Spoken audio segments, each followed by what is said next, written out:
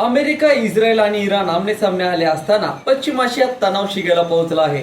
गुरुवार या संघर्षाचा 27वा दिवस असून या युद्धजन्य स्थितीमुळे कच्च्या तेलाच्या किमती पुन्हा एकदा गगनाला भिडल्या आहेत। गेल्या अनेक दिवसांपासून ब्रेंट क्रूड तेलाची किंमत $100च्या वर राहिली आहे। तर या दरम्यान आंतरराष्ट्रीय ऊर्जा संस्था किंवा IEA च्या अध्यक्षांनी एक इशारा दिला आहे, ज्यामुळे जगभरात चिंता निर्माण झाली आहे। पश्चिम आशियातील संघर्षापासून कोणताही देश वाचू शकणार नाही। या युद्धामुळे होणाऱ्या आर्थिक विध्वंसाचा फटका प्रत्येक देशाला बसेल। IEA प्रमुख फतिह बिरोल यांनी सोमवारी इराण युद्धामुळे जागतिक अर्थव्यवस्थेला धोका निर्माण झाल्याचा इशारा दिला आहे।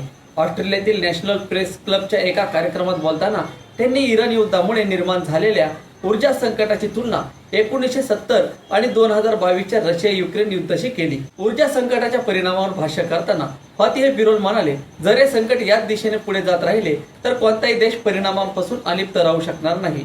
आणि पुढे म्हणाले, त्यामुळे जागतिक स्तरावरील प्रयत्नांची नितांत गरज आहे। या संघर्षामुळे ऊर्जा पायाभूत सुविधांचे आधीच मोठ्या प्रमाणावर नुकसान झाले असून बिरोल यांनी नमूद केले की या क्षेत्रातील 9 देशांमधील किमान 40 सुविधांचे गंभीर किंवा अत्यंत गंभीर स्वरूपाचे नुकसान झाले आहे। बिरोल यांनी या दरम्यान जगाला इशाराही दिला आणि पश्चिम आशिया किंवा मध्य पूर्वेतील युद्धामुळे किमान 9 देशांमधील 40 ऊर्जा मालमत्तांचे गंभीर किंवा अत्यंत गंभीर नुकसान झाल्याचे उघड केले। तसेच चिघळलेली परिस्थिती सुधारण्यासाठी तातडीच्या जागतिक प्रयत्नांची गरज बिरोल यांनी बोलून दाखवली। सुमारे 1/5 जागतिक तेल आणि वायू वाहतुकीचा मालवाहू जलमार्ग हॉर्मुझ समुद्रधुनीची वाहतूक जवळजवळ ठप्प झाल्यामुळे या गोंधळाची तीव्रता अधिकच वाढली। याशिवाय अमेरिका आणि इराणमधील संघर्ष आता 4थ्या आठवड्यात पोहोचला असून हा तणाव आणखी चिघळला आहे।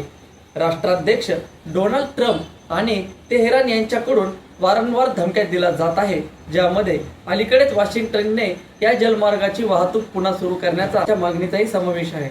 तर मित्रांनो, तुम्हाला आजचा हा व्हिडिओ आवडला असल्यास नक्कीच आपल्या चॅनलला लाईक, शेअर, फॉलो करायला विसरू नका। भेटूया पुढच्या व्हिडिओमध्ये, तोपर्यंत धन्यवाद।